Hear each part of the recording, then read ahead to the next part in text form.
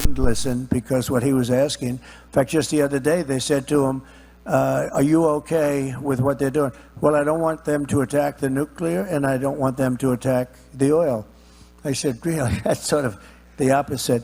If you go, Bibi called. Yeah, Donald Trump's been fucking saying like Israel should hit oil refineries. He's like, he does not give a fuck. He's like, yeah, it'd be great.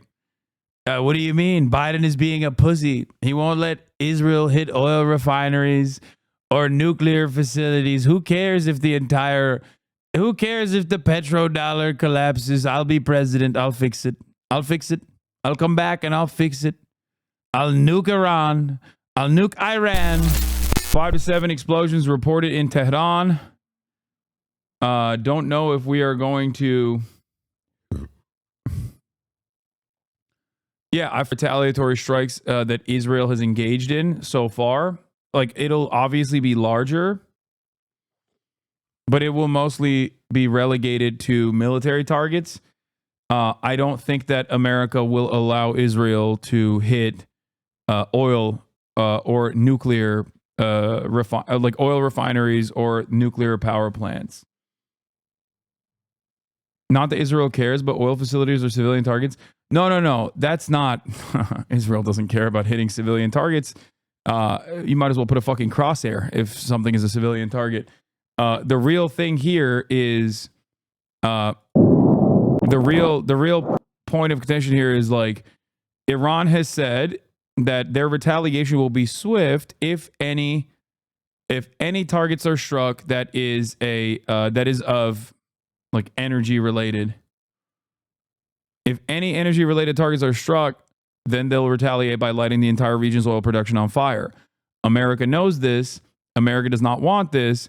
America has, by way of, you say aloud like we have any control. Well, we do have control, actually. You should recognize that we have a tremendous amount of control, as a matter of fact. You should never forget that we control everything that Israel does. Why do I say this? It might not seem like it. It might seem like Benjamin Netanyahu is dog walking Biden on a daily basis, and to some degree he is. But notice how Israel did not fucking retaliate against Iran for the past month, almost at this point, after Iran struck inside of the boundary. 32 hits on target on one of the 3 different targets that they had that they openly communicated they were going to hit. That was a massive fucking, that was a massive fuck you to Israel. That was a major cause for concern for Israel. Why didn't they strike back immediately and lit the entire oil refineries on fire as they said they would? Well, the reason why they didn't do that is because, like I said, Iran said they would retaliate against Saudi and other Gulf area oil refineries and respond in kind, which would completely destroy the global economy. So America kept telling them that's a no-no.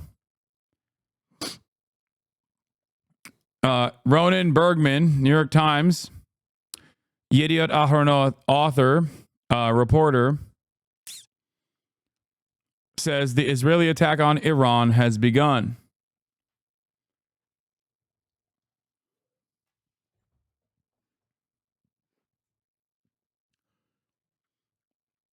Allowing the oil prices to go up before the election is a big no-no. It's not that. Guys, if Iran retaliated by lighting the oil refineries on fire in the region, that would go so much further than just this fucking election. It would make this election look funny in comparison to the devastation it would have on the global market in its entirety. Like, it would globalize this conflict overnight. It's not like, I don't think the nothing ever happens people would, for the first time ever, realize that, oh, maybe things are happening all the time. It's just that this time it's happening to us. Islamic Republic of Iran state media confirmed reports that explosions all around Tehran have been heard. One of my favorite family members in Iran heard very loud explosions, but they haven't figured out where they have occurred.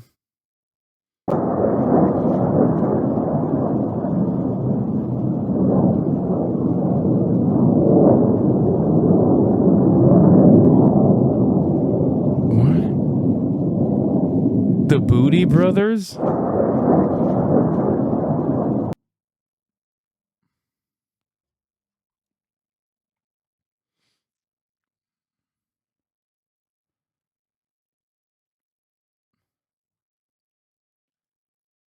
All right, we only have, this is the only reporting we have on it so far. At least 5 explosions heard in Iran's capital and nearby Karachi city, semi-official Iranian media say.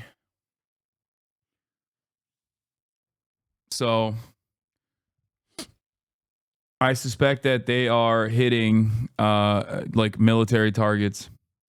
Iranian media channels report that at least 10 explosions have been reported in the western region of Tehran. Air raid sirens have gone off in the consulate complex in Hawler or Erbil, amidst reports of explosions around the capital of Iraq and Baghdad.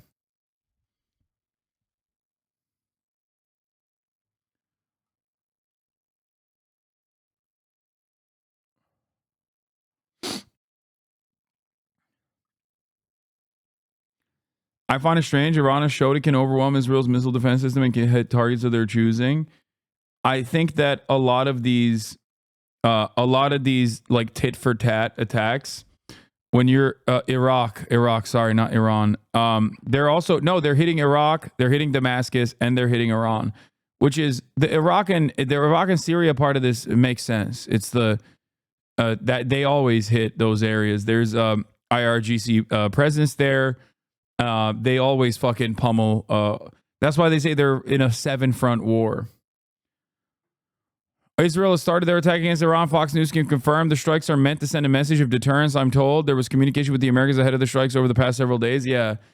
So this to me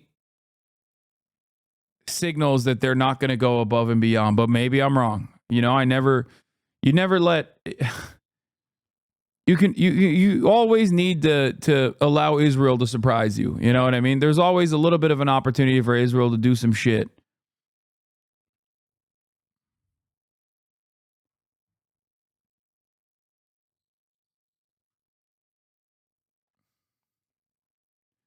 A picture from Tehran.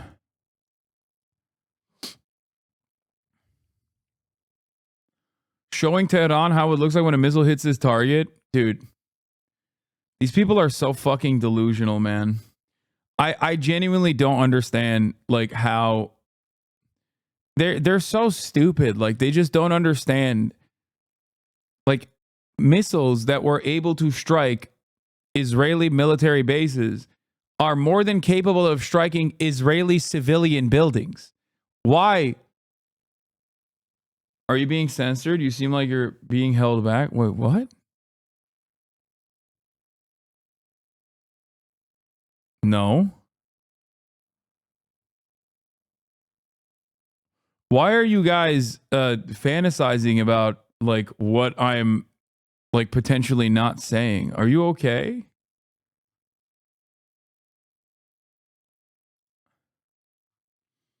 All right, here's our boy Trey. Against Iranian territory. This strike, according to this senior official, was meant to send a message of deterrence to the Iranian regime. And there was communication with the Americans beforehand as the region waits to see what will come next. But again, the latest information that we have, multiple explosions have been reported in and around the Iranian capital of Tehran, as well as in the northern part of Iran. We don't know the exact targets, but I am told that some of the targets were taken off the list following American pressure. There have been a lot of conversations taking place with top Israeli leadership here in Tel Aviv and in Jerusalem.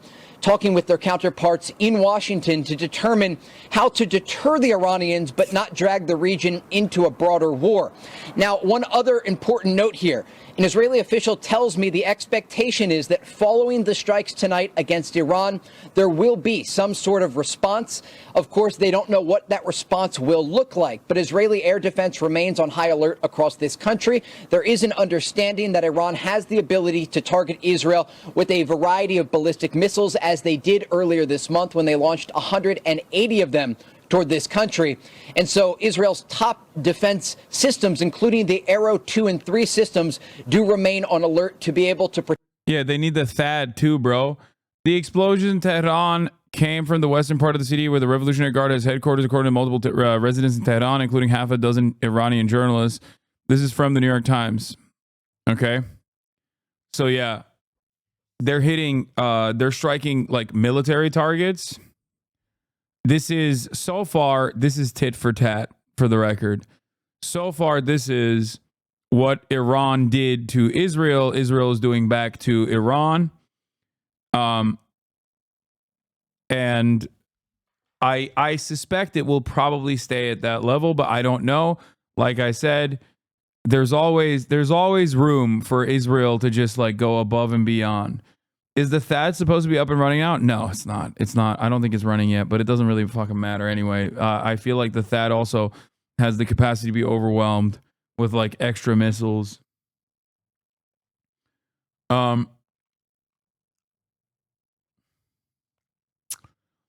said they would delay the reaction until after the election to avoid accusations of election interference. So why didn't they delay it? Doing with these strikes tonight against Iran, I am told. And again, we don't know exactly how widespread the strikes will be, and we don't know the exact target.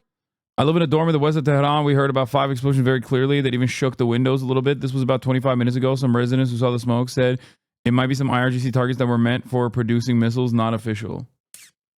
Oh, THAAD is already operational? Damn, they got that shit up quick. I thought it would take like a month.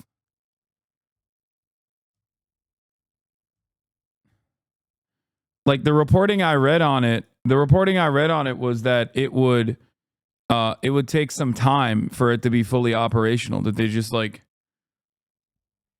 it's not like you just send the soldiers in with the systems and then boom.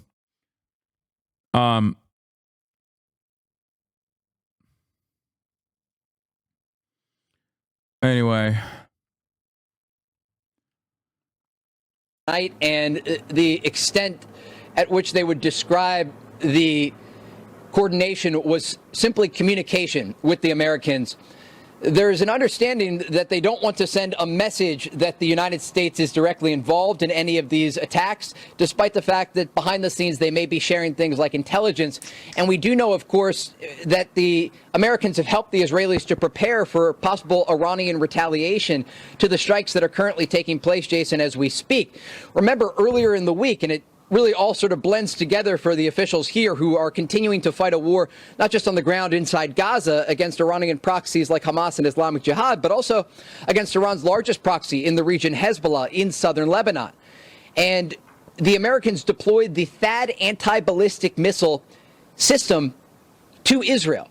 And there are less than 10 of these systems deployed around the world. So the fact that one was sent to Israel with American boots on the ground to make sure the system was manned and working was an indication that the Americans understood, like the Israelis, that Iran would likely respond in some capacity to this counterattack following the ballistic missile attack earlier this month. But remember, this was not the first Iranian attack that took place this year. Back in April, the Iranians launched an attack after the Israelis targeted the building next to their embassy in Damascus, Syria. And remember, when we look at the reason that the Iranians say they launched the ballistic missiles against Israel earlier this month, they said it was in response to the killing of Hassan Nasrallah, the Secretary General of Hezbollah, Iran's largest proxy across the Middle East, a group that has been directly involved in conflict with Israel since October 8th. We know that the Iranians say it was not just in response to the death of Nasrallah, the strike that took place in the Lebanese capital of Beirut, but also the explosion that killed the leader of Hamas, Ismail Haniyeh, in Tehran over the summer. It was an embarrassment for the Iranians to have a top proxy leader killed at a guest house in the Iranian capital of Tehran while he was attending the inauguration ceremonies for Masoud Pezeshkian, the new Iranian president. And so this was a joint response from the Iranians earlier this month. And that 180 ballistic missile attack that soared through the skies of this country. We were in the northern city of Haifa when that attack took place. And you could see some of these missiles coming in over Syria.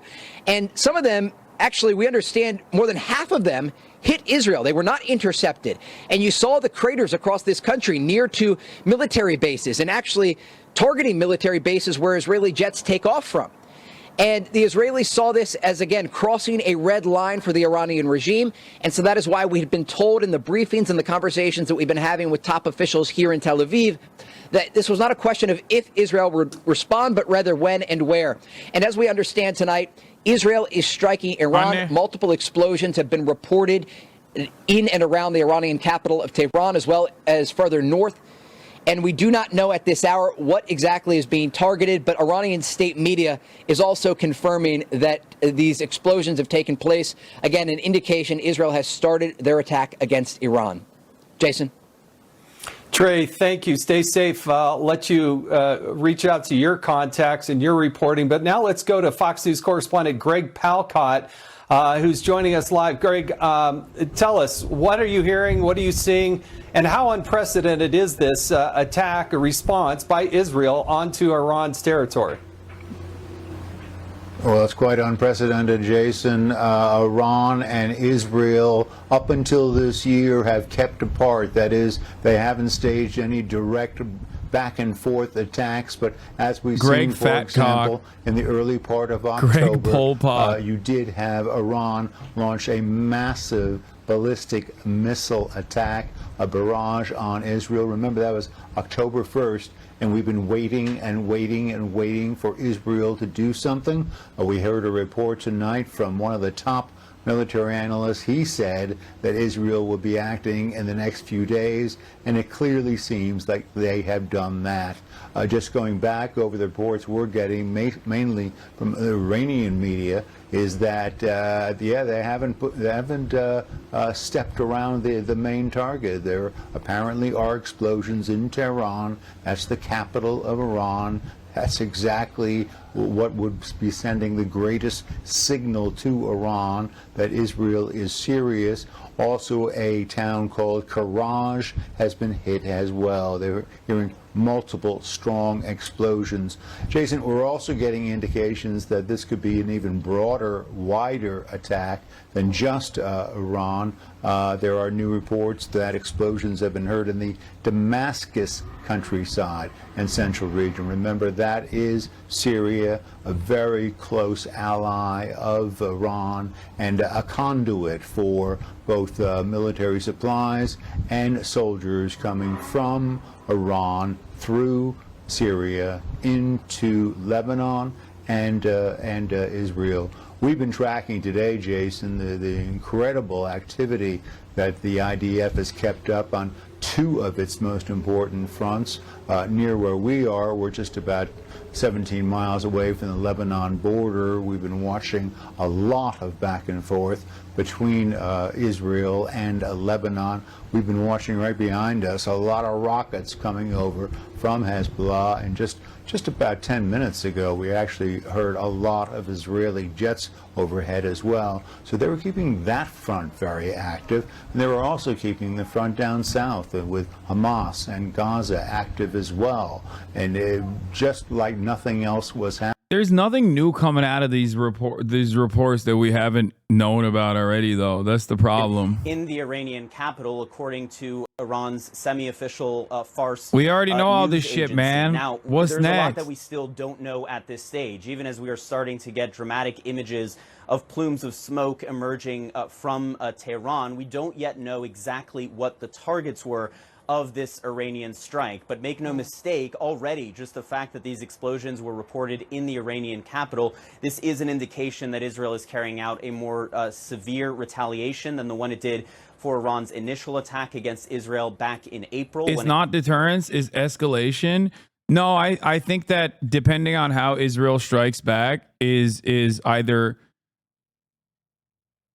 you can either consider it deterrence or escalation depending on how Israel strikes back. Because like obviously Israel still started it, but with respect to Iran specifically. But having said that, remember when Iran did the fucking loiter munitions and like some of the ballistic missiles that they sent over, like drones that they sent over, and then Israel retaliated with like a light tap? That was basically Israel being like, we get the last say. We get the last say here. We get the final say here. And everybody understood the message. Everybody understood the message that like Israel just wanted to save face to a certain degree without like greatly escalating. But then they fucking turned around and assassinated Ismail Haniyeh in Tehran, which like after some time had passed was a severe escalation, right? And then Iran was like, we reserve the right to retaliate. And they did. And that was also a higher strike than what they had done prior. Now, Israel still, if they retaliate by like striking military bases in Tehran, are keeping it relatively, they are keeping it relatively calm.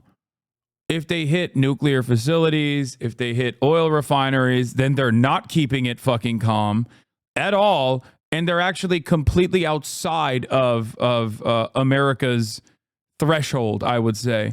America, 1,000,000%, in my opinion, does not want Israel to strike the oil refineries. They do not want Israel to strike anything but just like military targets.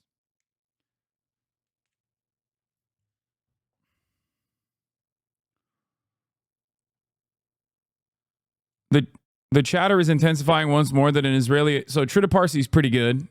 Quincy Institute guy, very smart guy. Let's see his immediate analysis in this. The chatter is intensifying once more that an Israeli attack on Iran with significant U.S. involvement and support is imminent, potentially within the next few hours. While the current chatter about a potential Israeli attack on Iran is at a high, it is important to remember that similar levels of speculation have been reached before any actual attack. The uncertainty of these pending attacks, whether they were real or thwarted by various events, including the recent Pentagon leak, adds to the risk of miscalculation. However, one factor makes it difficult to dismiss the current chatter. The window for Netanyahu to strike is closing. The window was never up to the U.S. elections. Rather, it would close several days before the elections. The window is then further shortened by another factor, indications that the election are Trump's to lose. If Trump is heading towards a victory and Netanyahu strikes only days before the elections, Israel's intervention will not be seen as tilting the elections in Trump's favor. He was winning anyway. But rather, it will be seen as an effort to put handcuffs on Trump by forcing him to support an escalation in the region that very likely will drag the U.S. into the war, presumably against Trump's wishes. Thus, a move that can be seen as pro-Trump 10 days before the elections may turn anti-Trump 5 days before the election. Add that to the difficulties Israel's facing in Lebanon, and pressure increases further to strike sooner rather than later. I think this is the most significant aspect of this analysis. I think it's because they're getting fucking shellacked in Lebanon. Like when they aren't busy blowing up Beirut suburbs and just like attacking hospitals, killing Doctors Without Borders, medical personnel, or like UN facilities, they're getting absolutely fucking whipped around by Hezbollah. They have all the smoke for journalists, children, hospital patients, hospital infrastructure, banks, right? All this shit. But Hezbollah is just fucking melting their shit. So whenever, as things stand, whenever Israel gets destroyed in any sort of real military conflict, what do? They take it out on random civilians, or they try to escalate. Israel not doing a great job in Gaza. What do they have to do? People are starting to get worried. People are starting to yell about the fucking hostages. What does Israel do? They invade Lebanon. They start blowing up Lebanon. Israel is not doing a great job with Hezbollah in South Lebanon. What do? They have a short window to retaliate to. Iran, opening up a new front. So that is what's happening here. I think they're flailing. So they have a shorter window. With THAAD missile defense system in place and operational in Israel, Biden has facilitated Israel's war of choice. By putting U.S. soldiers in an active war zone, Biden is also gambling with American lives in a manner that may leave scores killed from retaliation by Iran or Iraqi militias. This would be the apex of Biden's grotesque mismanagement of Netanyahu and Israel at every turn. Yeah, it's a classic Vietnam-style situation almost. I mean, not entirely, but like, we have our military trainers there. Military trainers explode in a fucking helicopter. Boom. All of a sudden, you're killing America's soldiers. What do we got to do? We got to go to war. War! So, at every turn, Biden has supported Israeli escalation and Russia to protect Israel from its own foolish expansion of the war. This is giving Netanyahu every reason to escalate matters further, including dragging the U.S. into the war, and few, if any, reasons not to. As a result of Biden's blind deference to Netanyahu, more U.S. soldiers may soon be killed in a war they did not fight for America and that Congress never authorized. Yeah.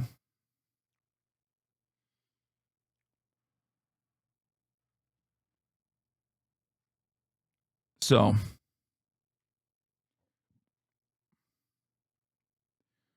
the attack on Iran has to happen. They just got to do it.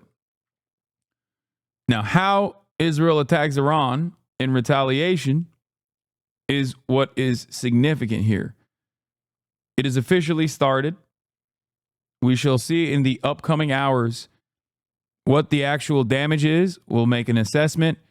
My speculation, speculation alert, is that no oil refineries or nuclear facilities are being hit, and that they're simply hitting a missile production facility or like IRGC barracks, or they're targeting military infrastructure.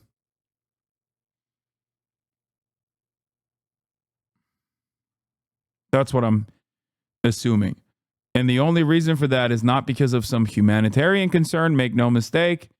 There is no humanitarian concern. There is no bottom to the fucking violence that America will subject the rest of the world to. It's simply a material concern that the United States of America has in terms of if oil refineries in Iran were struck. Iran has said that they would retaliate by lighting the entire Gulf oil production, which is what, like, the majority, if not almost 2/3 of the fucking oil production of the entire planet. They will light it on fire. They will render it useless. This would destroy the global economy. China doesn't want that. America doesn't want. Nobody wants that, right? Nobody. Israel might want it. There might be some fucking horn dogs in there that think like, nah, we'll light it on fire. We'll fucking see the entire nation burn. That's going to be great. It's going to be sick. But like, that's where the big dog kicks in. Now, you have to remember that. You have to remember who the big dog is here in moments like this. Because the reality is, if Israel ran America in the way that many people presented, and in some ways America does let Israel get ahead, certainly. But if Israel supposedly ran America, they would be doing just that.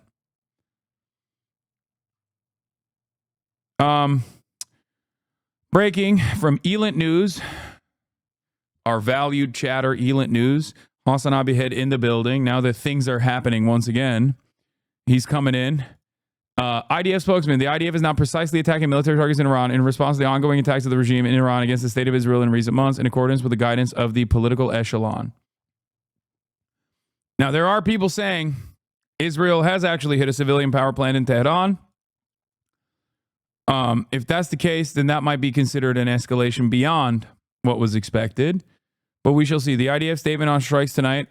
Iran specifies military targets have been hit, i.e. not nuclear sites or oil terminals or leaders of the regime.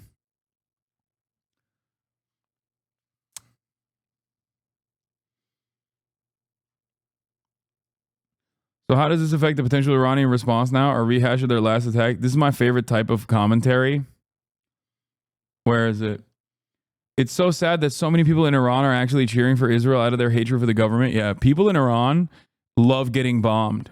Like they're big fans of getting bombed. Yeah, famously, when a foreign nation blows them up, people in the country don't become more reactionary and more reliant on a government they might hate.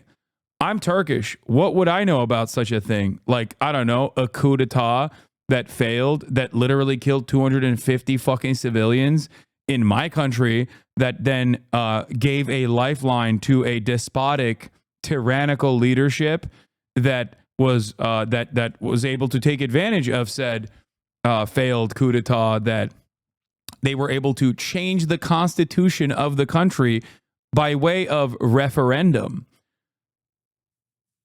What would I know about that sort of thing? About like what happens when foreign interference in your country occurs? Anyway, that's famously what has happened in Lebanon. That's also famously what has happened in Gaza. That's famously what happened in Iraq. And also famously what happened in Afghanistan. Everyone always celebrates when Israel or America bombs them because they're like, these are liberatory bombs. These are bombs of emancipation.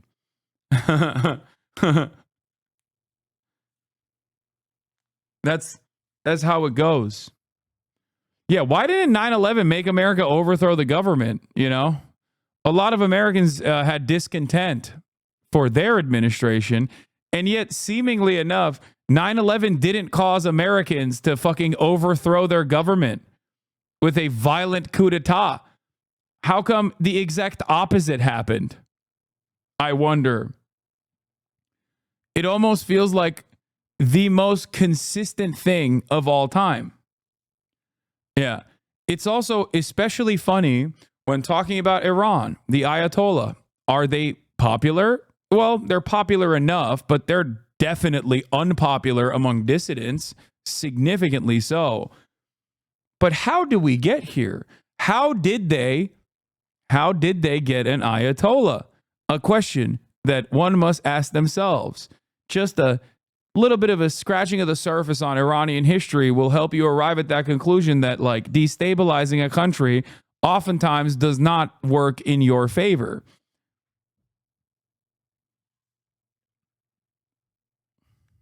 You know?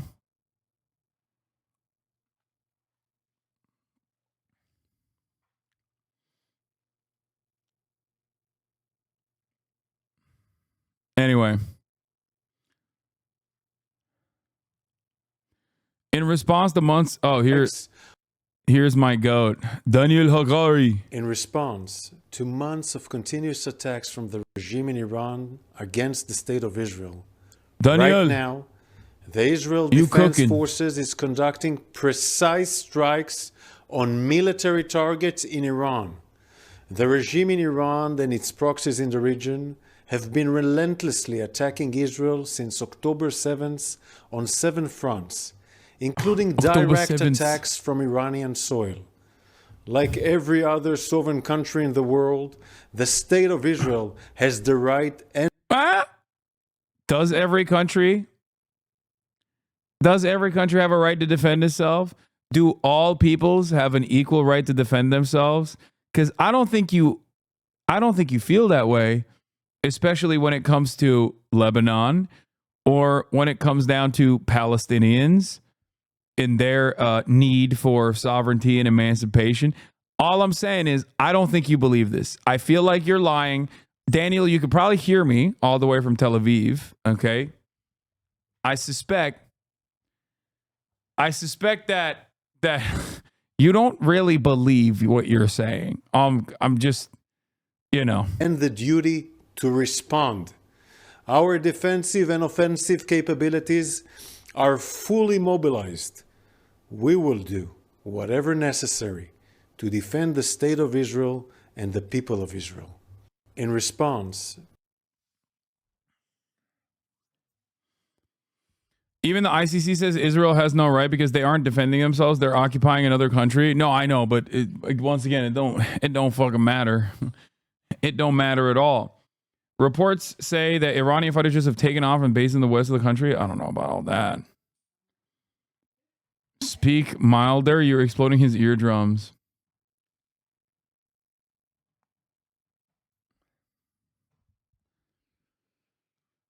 It is now confirmed that Israel targeted a power station in Iran. Still a tame response considering Israeli history. Reported image of against the IRGC facility in Iran reports that attacks have also hit an aerospace manufacturing plant related to the country's drone program. As an Iranian, I got to tell you, there are psycho liberals who are so Western cuck you would not believe it. There's not so significant number who cheer on anything that the U.S. or Israel do with a shred of irony. They're extremely anti-Palestinian as well, which has been so difficult to see in the past year. No, of course there are, dude. What do you mean? Of course that doesn't matter in the grand scheme of things. Like, yeah. My point is, the broadest subsects of society, no matter how much they fucking hate the government, will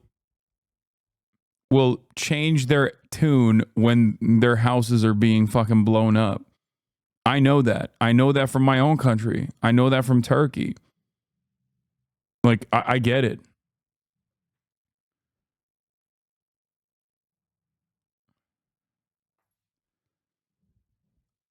Historically speaking, and especially for most countries, when people are living in said nations, a thing that they weirdly don't appreciate is having their shit blown up. So for as many people who are like celebrating, there's 10 times more people who are like, well, that was fucked up.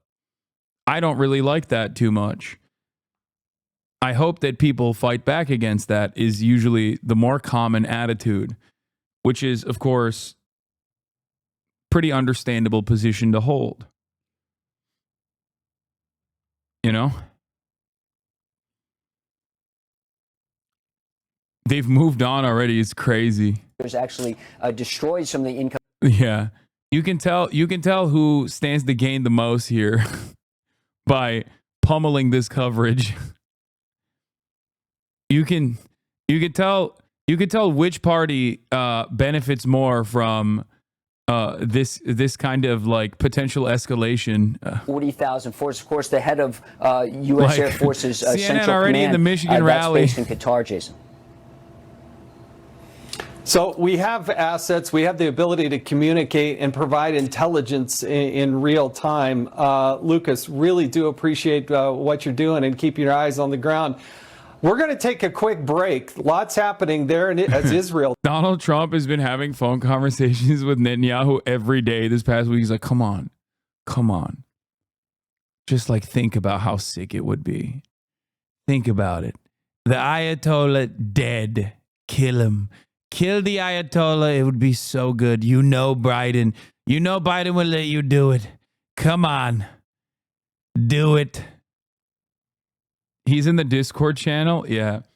Tasnim News Agency reports indicate that the situation is normal at Imam Khomeini International Airport and Mehrabad Airport. Like, come on. Just a strike. Just a little bit. Just a little bit. By the way, this is what I'm talking about. He called me the day before. We have a very good relationship. And I have to say fortunately, they didn't listen to Biden, because if they listened to Biden, they'd right now be waiting for a bomb to drop on them. And they did their own work. They did not. Like, what's happening here, dude? Are you doing a parallel government thing? Like, you're not president yet. Why is he flexing that he's constantly talking to Benjamin Netanyahu and giving him the go-ahead? I just don't really understand how this works. I do remember, however, the Supreme Court of the United States giving the presidential office enormous powers and enormous leverage in terms of prosecution. So I don't know. Maybe you could use that, Joseph Robinette Brandon. Who knows? I'm just saying, considering that the Supreme Court gave you a gift and you're going to be a fucking lame duck regardless, use it. You know?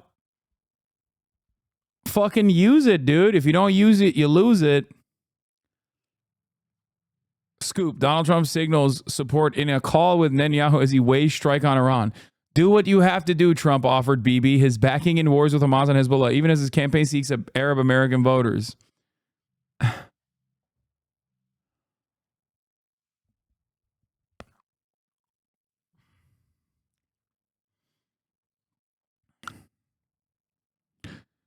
Trump told Benjamin Netanyahu in one call earlier this month, do what you have to do, according to 6 people familiar with the conversation who spoke on the condition of anonymity to discuss sensitive and confidential information. Trump has said publicly that the two have spoken at least twice in October, with one as recently as October 19th.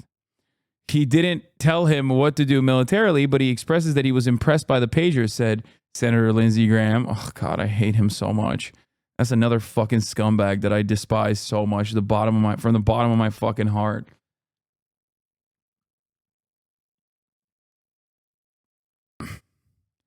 Oh, no, you don't understand. This was not a violation of the Logan Act.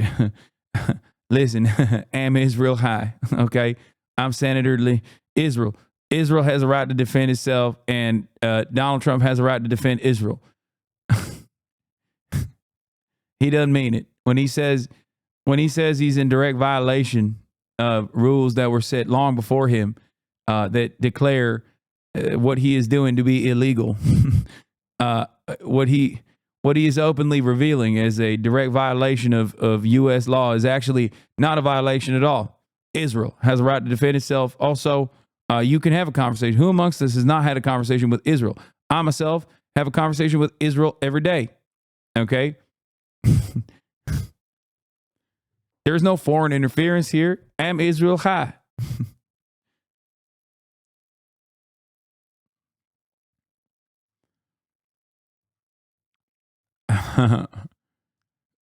Yeah, he was on the call with Trump and Netanyahu referring to the Israeli operation that killed Hezbollah leaders with explosive batteries inside pagers.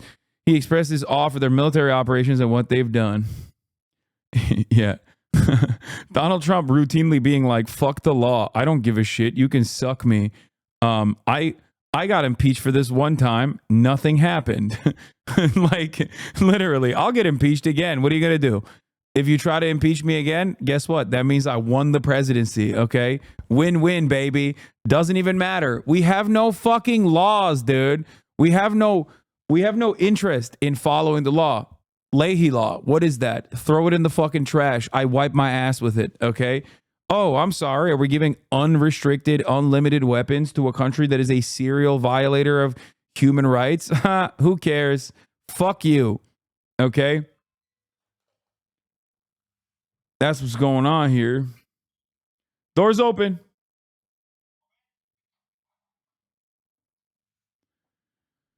Yeah, laws are for punishing college campus protesters. Exactly.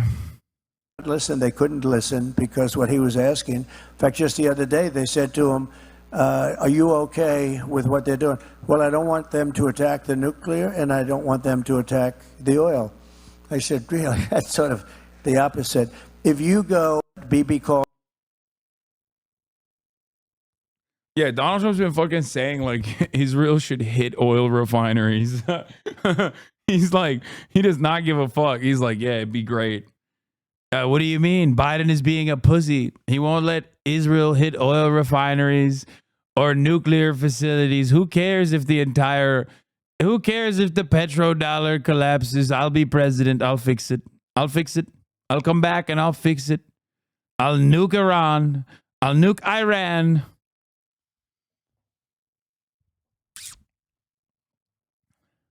Mind you, Trump supporters' main complaint is gas prices. Yeah, dog. Right now, Joe Biden is president. Kamala Harris is vice president. He's not thinking ahead. I mean, he hasn't even thought ahead when he was doing any number of different things when he was president. So why the fuck would he care when he's not president? For him, it's like, it's crazy. It's just like, oh, it's great. You know, this fucking makes Joe Biden look like a fool. You know, it's great. I'll definitely win.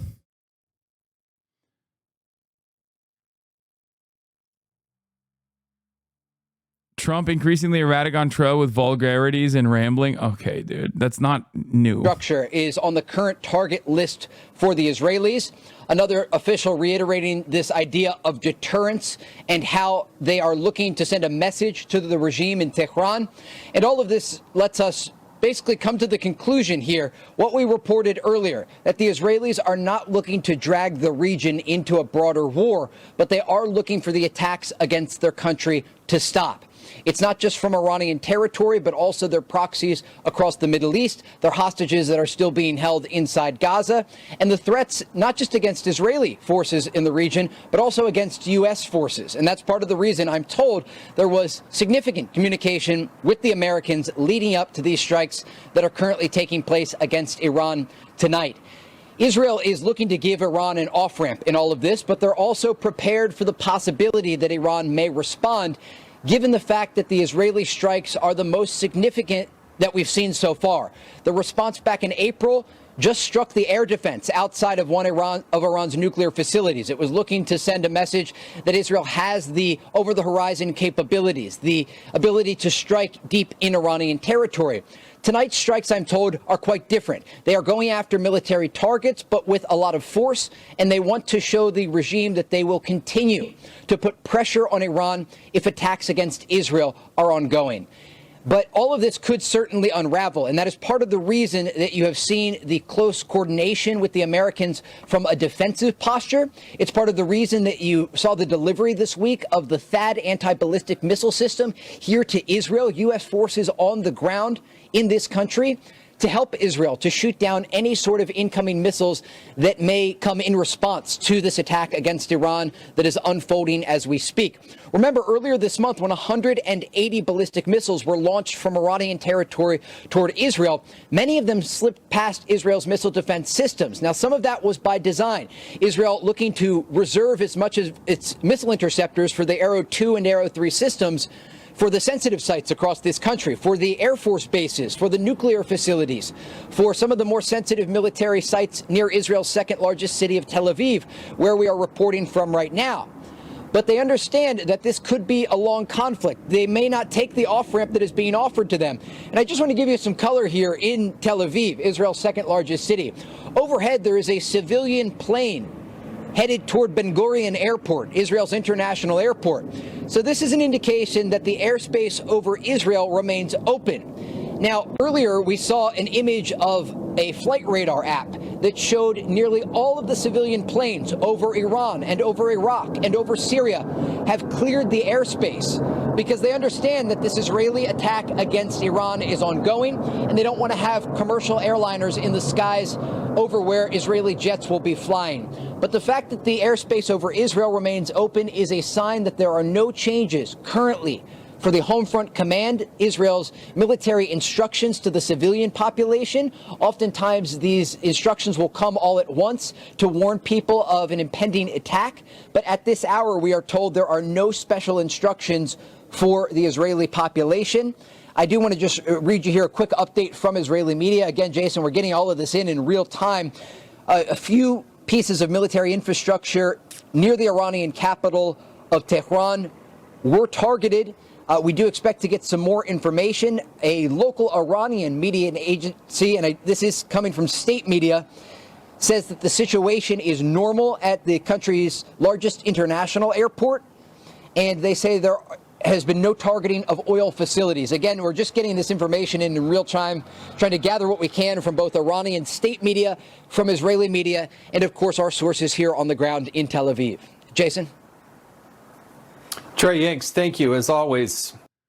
Al Mayadeen, correspondent in Tehran, says there is no targeting of Imam Khomeini Airport or oil facilities.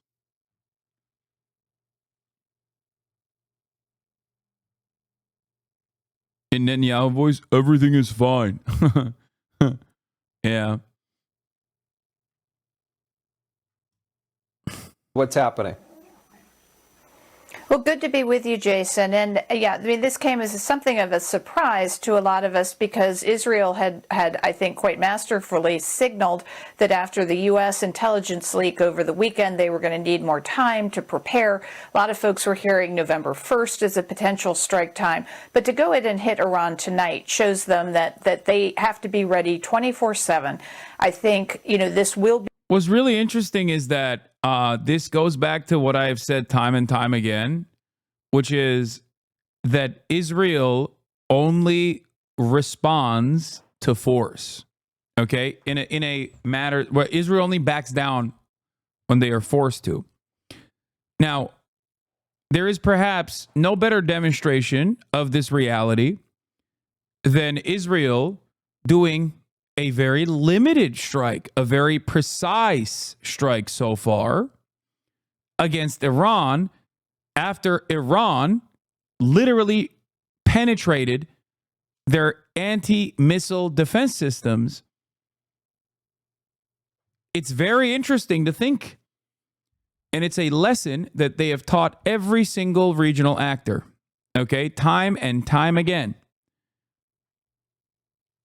Think about the way that Israel retaliated to Iran the first time. Think about the way that Israel is retaliating to Iran now. Now imagine what Israel is doing to Hezbollah or Lebanon in general, Beirut in general, in retaliation against Hezbollah. What Israel is doing to Gaza. There is a severity gap in the way that Israel retaliates against people who are defenseless. Okay? If you are a sovereign nation with your own defense systems and with your own missile systems that have the capability of targeting Israel directly,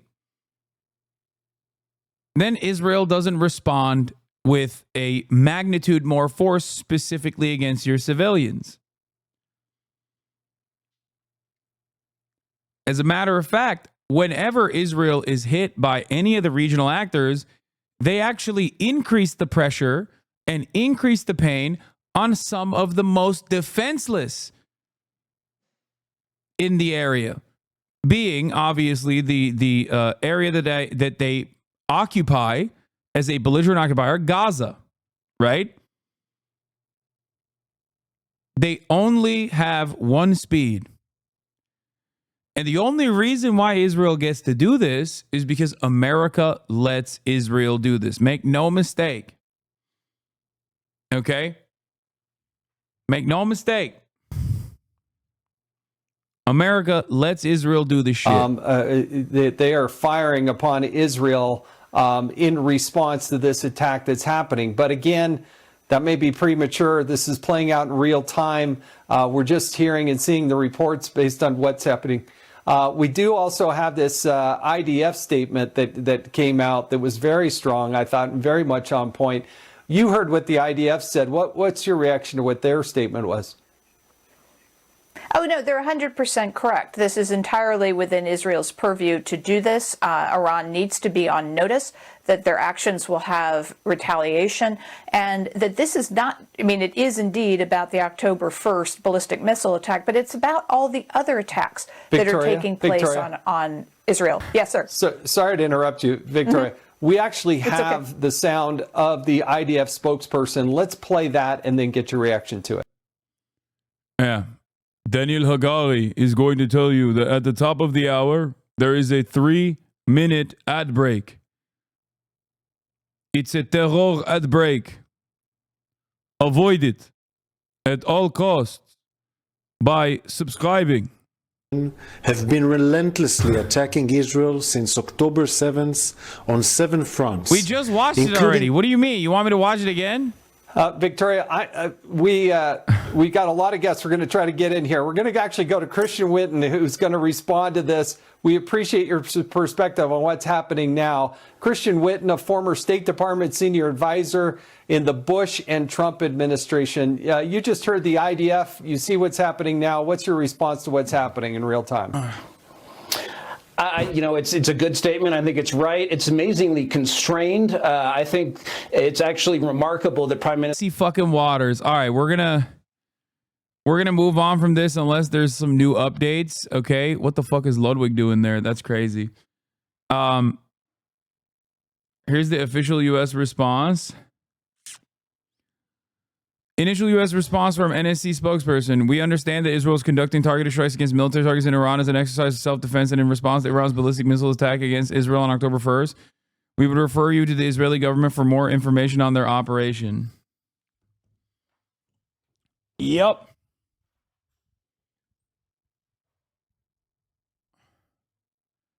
Every time you leave, I know something unhinged will happen. Yeah. Dean responded. He said, I agree with this. Liberals on this episode were generally all pretty intelligent. It was fun to film.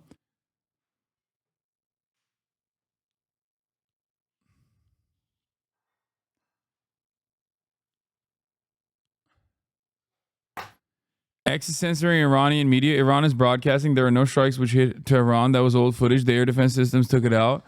Yeah, I mean, yeah, I don't think that's the case, big dog. Like I suspect that there was. We will see. I don't think that there's nothing that got struck. I think that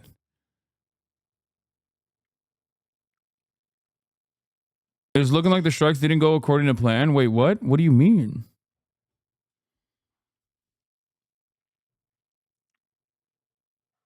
It seems like the Iranian state media disagrees with you.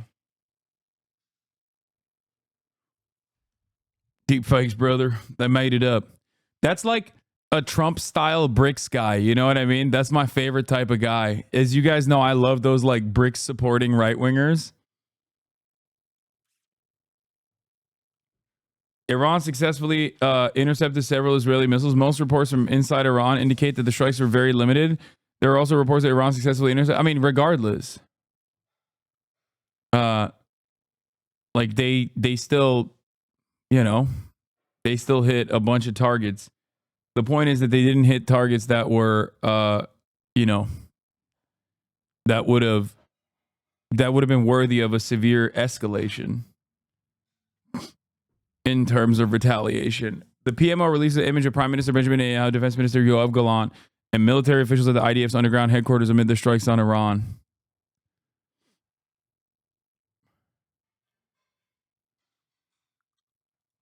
Do you ever get DMCA for a chair streaming major news broadcasts? Doesn't seem like it's fair use. Oh, dude, thanks, man.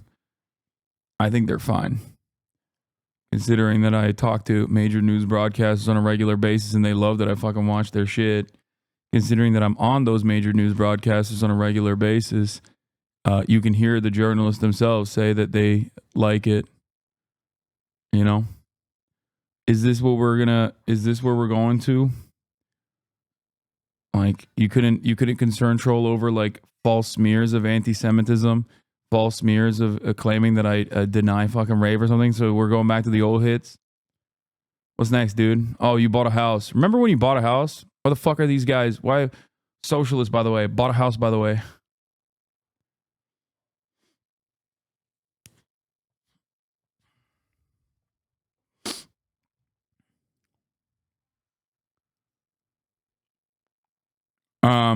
This was fucking nuts. You entered Gaza to take revenge as many people as possible, women, children, everyone you saw. This is what you wanted. This is the brother of the eliminated murderer, terrorist, settler, soldier, Shuavel Ben Natan, that gave a deranged eulogy at his brother's funeral. This is the guy that they're eulogizing. He famously actually was a murderer in the West Bank.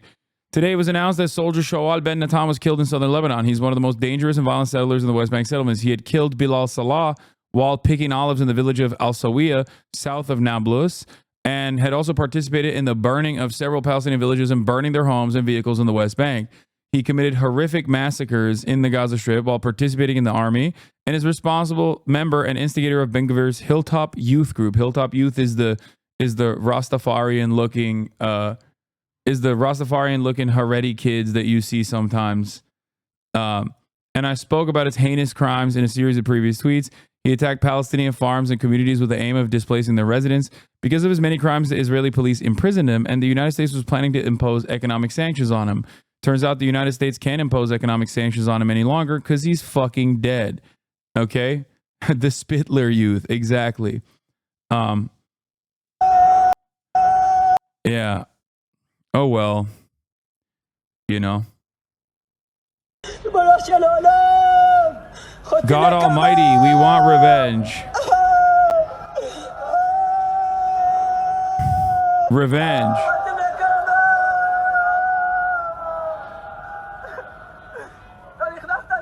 You entered Gaza to take revenge.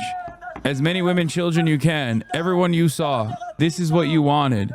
And on this day, 1 year after Simchat Torah, when we thought we will massacre the enemy, massacre everyone,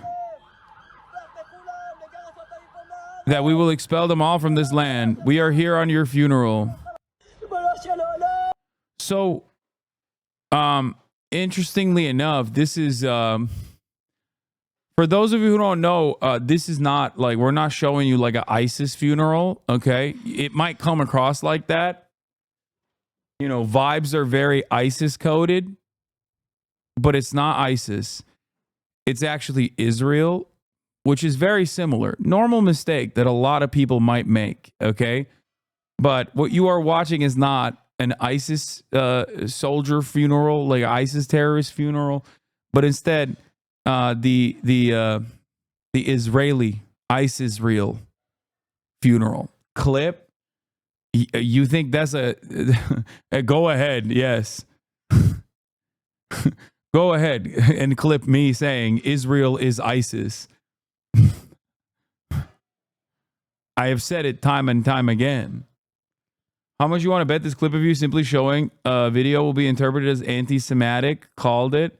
I think a lot of the people that are haters of mine don't really understand how this reads to normal people, because like when you clip something out of context that I don't actually mean, that's frustrating. When you clip something that is in context and then you actually get mad about the context, but you clip it in context. Like, for example, when I say Israel is very similar to ISIS in the way that they operate, that actually is fine. You can clip that all day, every day. I stand on that. I don't think that's an argument that many Israel defenders want to engage with.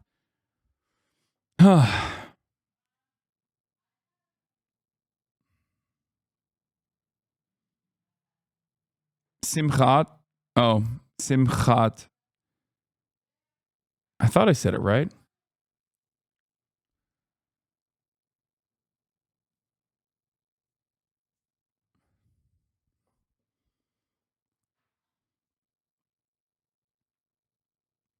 This is a settler. This is not the same thing as a normal Israeli citizen. I wouldn't compare the whole country of Israel to ISIS.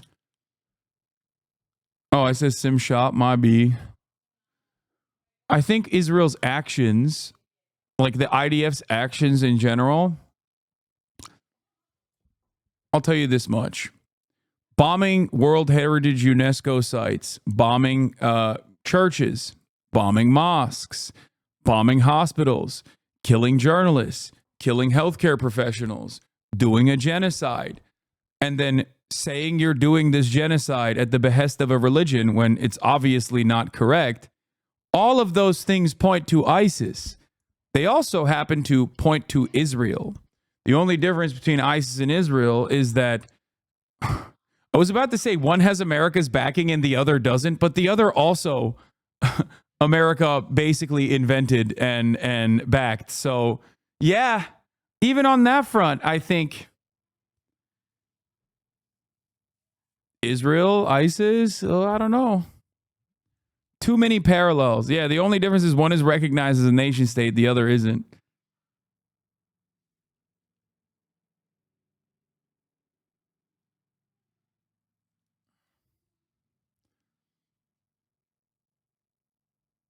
Law insane take.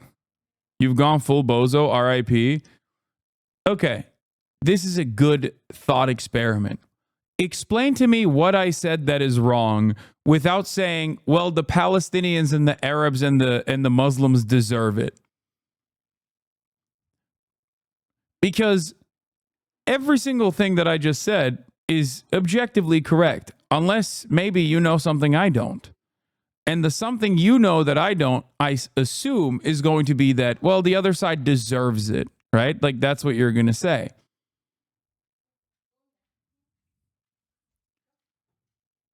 Is that what it is? I went from half bozo to full bozo. Anna, thank you.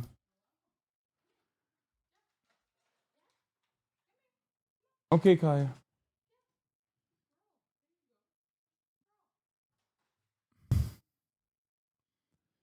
He's doing the Ben Shapiro defense.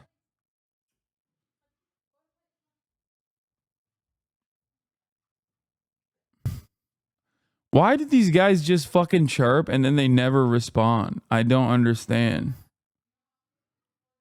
They just only chirp. They got one speed, and it's chirp, chirp, chirp, chirp, chirp. Now, one thing that I foresee happening is that the video that you just saw, now that guy isn't the overwhelming majority of Israelis. However, the overwhelming majority of Israelis might not like him, might not want to be around him, but don't necessarily have that much of a problem with him right now. As a matter of fact, guys like him are in the Knesset. And what I suspect will happen if Israel continues this death and destruction campaign, as it like absolutely tanks its economy and can no longer provide safety and security to all people living inside of the boundary of Israel, as it wages its genocide and its economy collapses, Israel is turning into a country that's just these guys and nukes. Very cool prospect for the future. You know?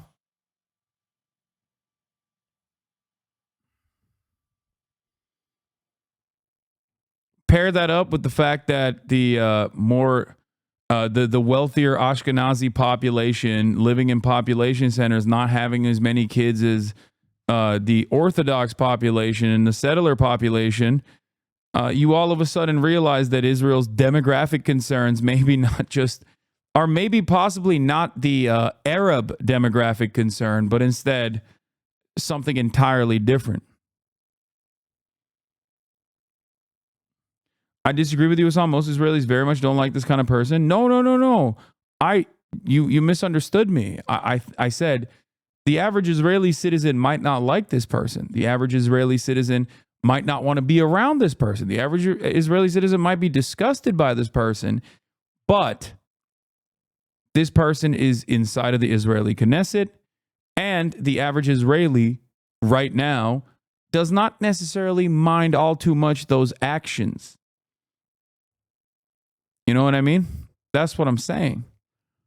And this is a warning that, you know, liberal Israeli society, as many liberal Zionists welcome it and enjoy it, will never be the same. It's just not going to exist.